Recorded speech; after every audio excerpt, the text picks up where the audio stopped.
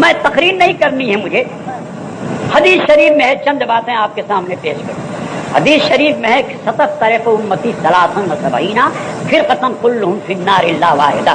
میری امت ہم قریب 73 فرقوں میں بٹ جائے گی, اس میں سے ایک ہی گروہ جنتی ہوگا اور باقی سب جہنمی ہوں گے. کان کھول کر سن لیجئے, وہ لوگ خاص طور پر کان کھول کر سن لیں جو یہ کہتے ہیں کرے یہ مولوی لوگوں کا جھگڑا ہے. یہ مولوی لوگوں کا جھگڑا نہیں ہے, یہ حضور کا ارشاد ہے, اور حضور نے جو فرمایا ہے وہ ہو کر رہے گا. درخت اپنی جگہ سے چل سکتا ہے, پہاڑ اپنی جگہ سے ہل سکتا ہے, بہتا ہوا کھانا رک سکتا ہے, مگر میرے پیارے مصطفیٰ کا فرمان نہیں چل سکتا ہے. جو انہوں نے فرمایا ہے وہ ہو کر رہے گا کہ ان کی امت 73 فرقے میں بٹے گی, اس میں سے ایک ہی گروہ جنتی ہوگا, باقی سب جہنمی ہوں گے. جو لوگ یہ کہتے رہے یہ سب جھگڑے کی باتیں ہیں, اس میں پڑھنے کیا ضرورت ہے, نماز روزہ کرو بس.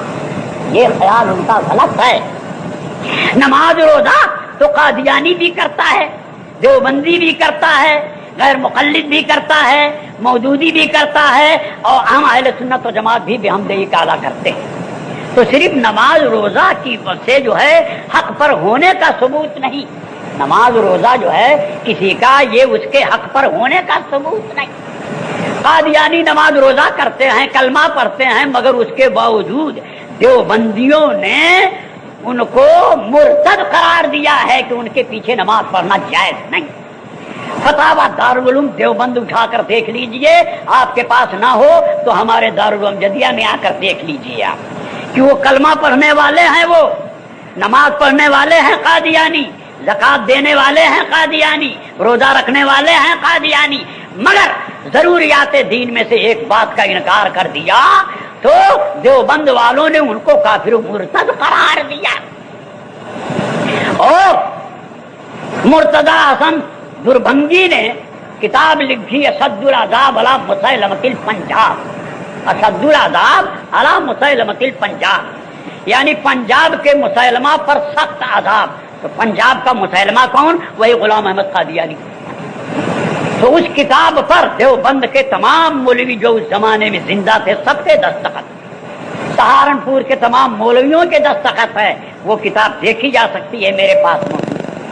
اور بھوپال کے تمام وہابی دیوبندی مولویوں نے, بنارس کے تمام وہابی دیوبندیوں نے اس بات پر دستخط کیا ہے کہ غلام احمد قادیانی کافر و مرتد, کافر و مرتد. اب رہا یہ سوال کہ ہم غلام احمد قادیانی کو کیا کہتے ہیں, تو ہم کو تو لوگ کہتے ہیں کہ صاحب یہ سنی لوگ, بریلوی لوگ جو ہیں لوگوں کو کافر بناتے ہیں. لیکن یہ خیال غلط ہے, ہم کسی کو کافر بناتے نہیں, کسی مسلمان کو ہم کافر بناتے نہیں ہیں, بلکہ جو کافر ہوتا ہے اس کا کافر ہونا صرف بتاتے ہیں, بناتے نہیں, بتانے کا صرف کام کرتے ہیں. جس طرح سے ضروریات دین میں سے ایک بات کا انکار کیا غلام احمد قادیانی تو کافر ہو گیا, ایسے ہی دیوبند کے مولویوں نے بھی اپنے کفریات قطعیہ کی بنا پر کفر میں مبتلا ہوئے اور مرتد ہو گئے. تفسیر کے لیے حسام فتاوی حسام الحرمین دیکھا ہے آپ کہ مکہ معظمہ مدینہ طیبہ کے علماء کرام مفتیان اعظام نے ان کے کافر ہونے کا فتویٰ دیا.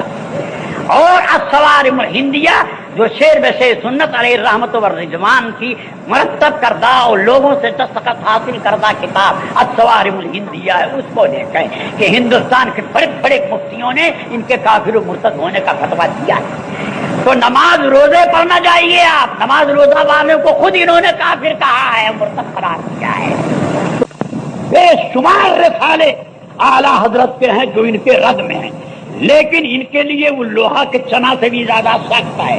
ان کی جماعت کا کوئی مائی کلال ایسا پیدا نہیں ہوا جو ان کتابوں کا رد کرتا, کوئی پیدا ہی نہیں ہوا. اور ہم کہتے ہیں کہ قیامت تک کوئی معقول اس کا رد لکھ ہی نہیں سکتا ہے, قیامت تک نہیں لکھ سکتا ہے. ان کا عقیدہ کہ اللہ جھوٹ بول سکتا ہے, اس پر اعلیٰ حضرت نے سبحان السبوح لکھ دیا. تو کوئی ان کی جماعت کا ایسا فرد پیدا نہیں ہوا کہ جو اس کا وہ جواب لکھ دیتا. جلدی کی مثال میں آپ کے سامنے دیتا ہوں جس سے آپ یہ اندازہ لگائیں گے کہ یقیناً یہ غلط مذہب ہے. حضرت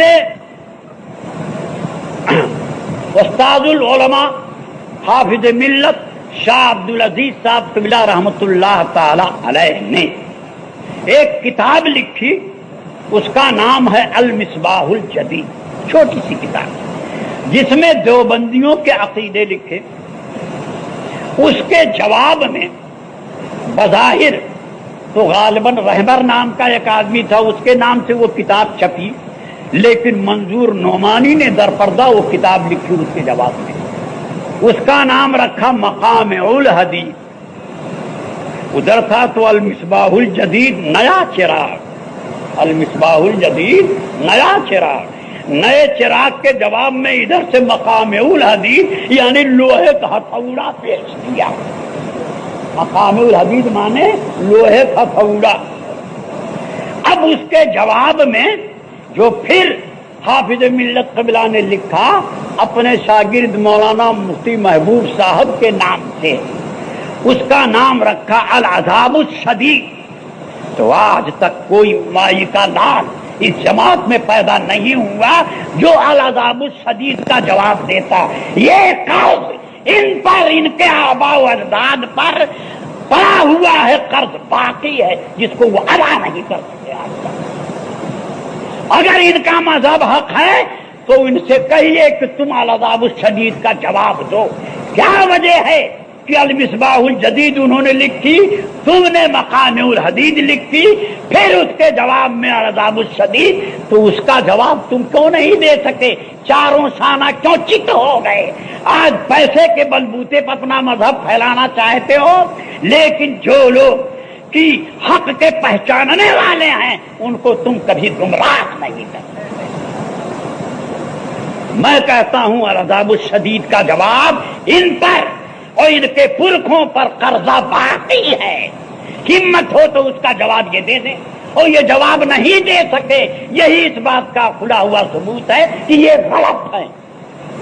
دوسری بات سنیں آپ، اس کے بعد کی بات کہ حضرت علامہ ارشد القادری صاحب قبلہ نے زلزلہ لکھا، اور وہ تمام باتیں اس کتاب میں انہوں نے پیش کر دی کہ جن کو یہ لوگ بزرگان دین کے ساتھ کرنے کو یا بزرگان دین کے ساتھ جو سنی پیش آتے ہیں اس بنیاد پر ان کو مشرک و کافر قرار دیا کہ یہ مسلمان ہی نہیں رہیں گے، شرک و کفر میں مبتلا ہو گئے۔ حالانکہ وہی ساری باتیں ان کی کتابوں میں بھی موجود ہیں اور وہی ساری باتیں ان کے بھی عقیدے ہیں، لیکن سنیوں کے ساتھ اس طرح وہ پیش آتے۔ بہرحال علامہ ارشد القادری صاحب نے زلزلہ کتاب لکھی، اور اس کے جواب میں یہاں سے لے کر برطانیہ تک 4 کتابیں لکھی گئیں۔ ظاہر میں تو چھوٹے چھوٹے مولوی سامنے آئے، اس میں سے تو ایک اتنا چھوٹا مولوی تھا کہ جس کے نام کے ساتھ لفظ حضرت لکھا گیا کہ حضرت مولانا فلاں صاحب۔ تو عامر عثمانی جو تجلی ماہنامہ دیوبند سے نکالتا تھا، اس نے لکھا کہ فلاں مولانا کے ساتھ لفظ حضرت لگانا ایسا ہی ہے جیسے کسی باونے کے پاؤں میں بانس باندھ کے اونچا کر دیا جائے، کہ باونے کے پاؤں میں بانس باندھ کے اونچا کر دیجئے، ایسے ہی اس مولانا کے ساتھ لفظ حضرت لگانا ہے۔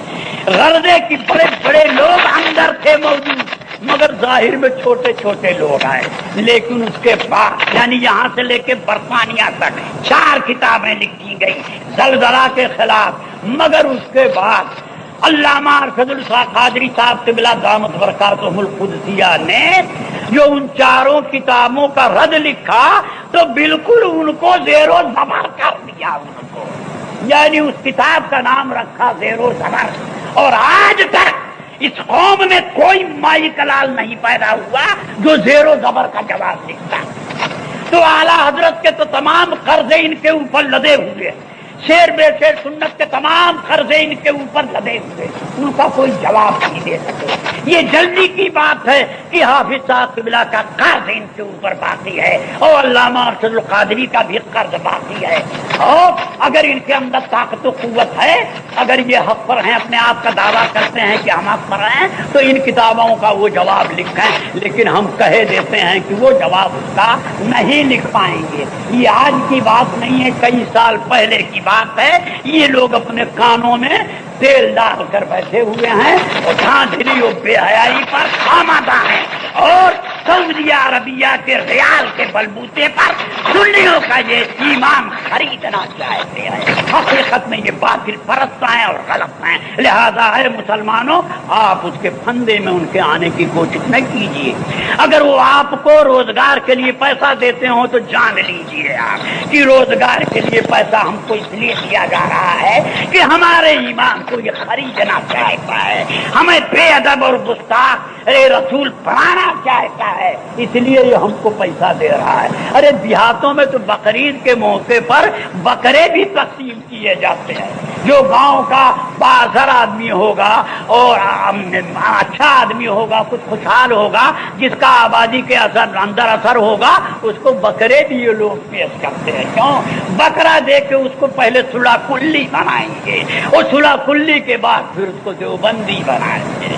تو آپ ان کے پھندے میں کبھی نہ آئیے۔